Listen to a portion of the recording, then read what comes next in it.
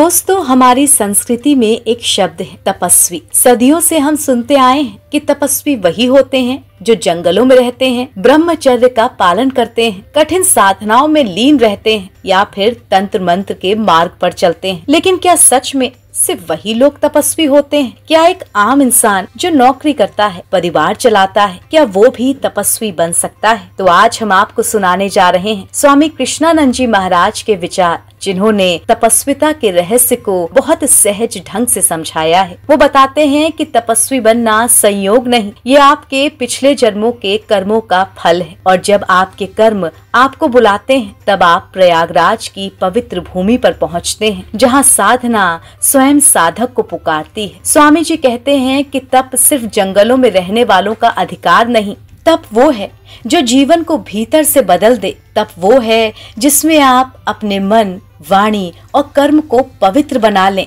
तब आप सच्चे हृदय भाव से गुरु और ईश्वर को समर्पित हो जाएंगे। दोस्तों, अक्सर लोग समझते हैं कि शरीर को कष्ट देना ही तप है, लेकिन स्वामी जी कहते हैं असली तप कष्ट में नहीं, अनुशासन में है। आप हर दिन अपने मन को संभालें, अपने विचारों को नियंत्रित करें, अपने अहंकार को छोड़ें। सच्चा तप यही है। सद्गुरु बताते हैं कि बहुत से लोग ये सोचते हैं कि तप करने के लिए घर छोड़ना पड़ेगा या विशेष विधि विधानों में जाना पड़ेगा, लेकिन स्वामी जी कहते हैं तप करने के लिए जंगल नहीं, मन को शांत करना जरूरी है। पुराने कर्म जब परिपक्व होते हैं, तब मनुष्य स्वयं ही साधना की ओर खिंचा चला जाता है और वही व्यक्ति तपस्वी बनता है, चाहे वो कहीं भी रहता हो, किसी भी परिस्थिति में हो। तपस्वी पर सुनिए स्वामी कृष्णानंद जी के विचार। परम प्रिय धर्म प्रेमी बंधुओं, तपस्वियों, यह निश्चित रूप से जन्मों जन्म तपस्या का फल होता है कि मनुष्य जन्म मिलता है। और तपस्या का फल और ईश्वर की अनुकंपा होती है कि तुम प्रयागराज में आते हो। और तपस्या का फल, ईश्वर की अनुकंपा और गुरु की अनुकंपा जब होती है, तब गुरु के सानिध्य में सत्संग का श्रवण मिलता। इसलिए हम आप लोगों को कहा कि तपस्वी।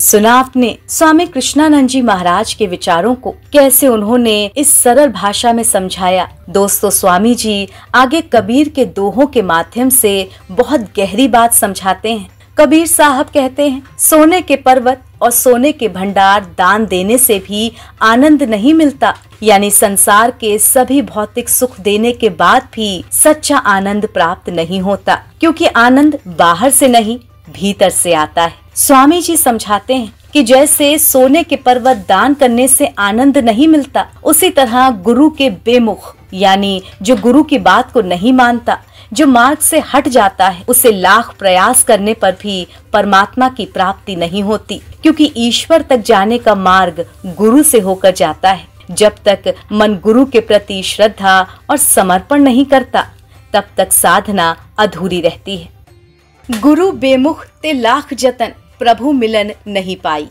दोस्तों, स्वामी कृष्णानंद जी कहते हैं कि तपस्वी वो नहीं जो सिर्फ रुद्राभिषेक करे या मंत्र जाप करे। तपस्वी वो है जो जीवन को आनंद से जीना सीख ले, जो हर परिस्थिति में संतुलित रहे, शांति से रहे और अपने भीतर ईश्वर की उपस्थिति को अनुभव करे। वो बताते हैं कि जीवन का आनंद बाहर की वस्तुओं में नहीं, भीतर की स्थिरता से आता है। जब मन शांत होता है तो साधारण चीजें भी आनंद देने लगती हैं, और यही अनुभव तपस्वी को होता है। तप वो है जब आप क्रोध को जीत लेते हैं, जब आप लोभ से ऊपर उठ जाते हैं, जब आप बिना किसी स्वार्थ के भलाई का काम करते हैं, जब आपका मन निरंतर गुरु और ईश्वर के मार्ग पर टिका रहे। आज के समय में भी एक आम व्यक्ति तपस्वी बन सकता है, बस शर्त ये है कि आप अपना मन पवित्र रखें और अपनी साधना में स्थिर रहें।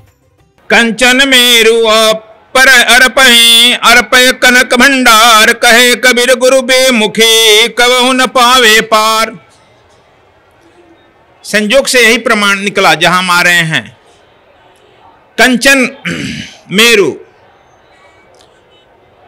सोने का पर्वत तुम दान दे दो, और कनक भंडार, सोने का भंडार भी दान दे दो, तो भी तुमको आनंद की प्राप्ति नहीं हो सकती है। ऐसा नहीं है कि तू सिर में सोने के पर्वत और सोने के भंडार से जाकर मार्केट में खरीद लो, वह परमानंद को वह प्रसंभव नहीं।